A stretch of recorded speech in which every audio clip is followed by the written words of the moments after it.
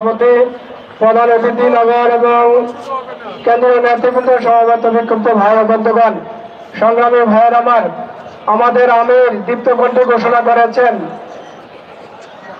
PR, সংস্কার এবং নির্বাচন, এই 3 দফা দাবি নিয়ে আমরা মাঠে আছি।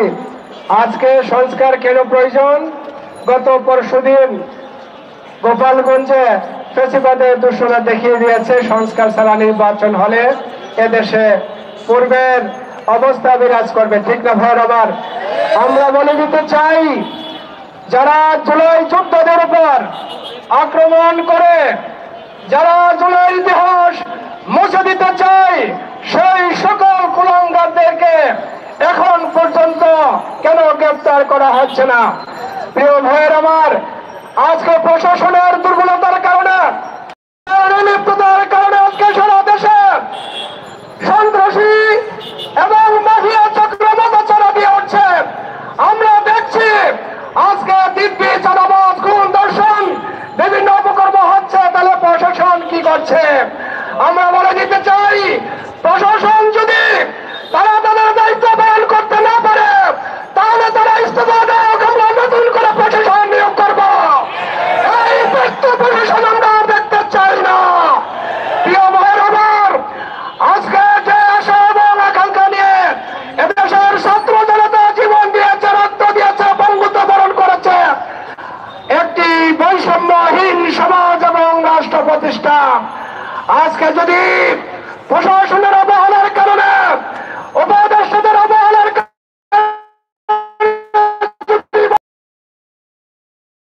রাষ্ট্র প্রতিষ্ঠা না হয়, তাহলে বর্তমান উপদেষ্টা সরকারকে নিতে হবে।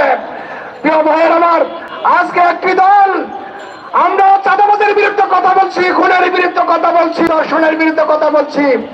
এই খুন, চাঁদাবাজির বিরুদ্ধে কথা বলার কারণে একটি দলের মাথা নষ্ট হয়ে গেছে। তাহলে বোঝা যাচ্ছে সকল চাঁদাবাজের সাথে তারা জড়িত, সকল অপকর্মের সাথে তারা জড়িত না হয় তারা এত ইসলামী আন্দোলনের উপর এত ক্ষিপ্ত কেন হলো? প্রিয় ভাইয়ের আমার, ইসলামী আন্দোলনের আমির এবং নায়েব আমির এদেশের কোটি কোটি মানুষের ধর্মীয় আধ্যাত্মিক নেতা, যাদের সহবতে এসে লক্ষ লক্ষ মানুষ তারা কি করেছে? তারা পরিশুদ্ধ জীবন গ্রহণ করেছে। এই সকল আল্লাহওয়ালাদের সামনে সামনে যেরকম বেয়াদবিমূলক, উস্কানিমূলক কথা বলা হচ্ছে, আমরা বলে দিতে চাই, মুখ সামলে কথা বলুন। অন্যথায় দেশের জনগণ যদি ফুঁসে ওঠে, আওয়ামী লীগের মতো আপনাদেরও কি করতে হবে? দেশ থেকে পালাতে হবে। প্রিয় ভাইয়ের আমার, আমরা বলে দিতে চাই, জাতিসংঘ, যেই জাতিসংঘ আজকে তারা মানুষের যখন বিশ্বের কোন প্রান্তে সামান্য মুসলিমদের অধিকার খর্ব হয়, জাতিসংঘ পুরো বিশ্ব নাড়িয়ে তোলে। আজকে আমরা দেখছি বিশ্বের কোটি কোটি মানুষ নির্মমভাবে মুসলমান, আজকে তারা হত্যার শিকার হচ্ছে। ফিলিস্তিনের মানবাধিকার তারা ফিরে দিতে পারে নাই, বিশ্বের বিভিন্ন দেশে তারা মানবাধিকার প্রতিষ্ঠা করতে পারে নাই।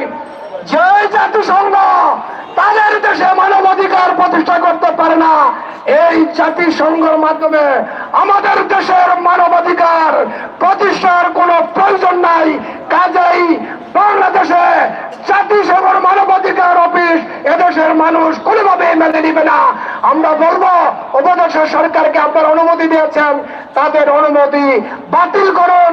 এদেশে মানবাধিকার অফিস হবে না, হবে না, হবে না। এই বলে আমার বক্তব্য শেষ করছি। আল্লাহ হাফেজ। সংক্ষেপ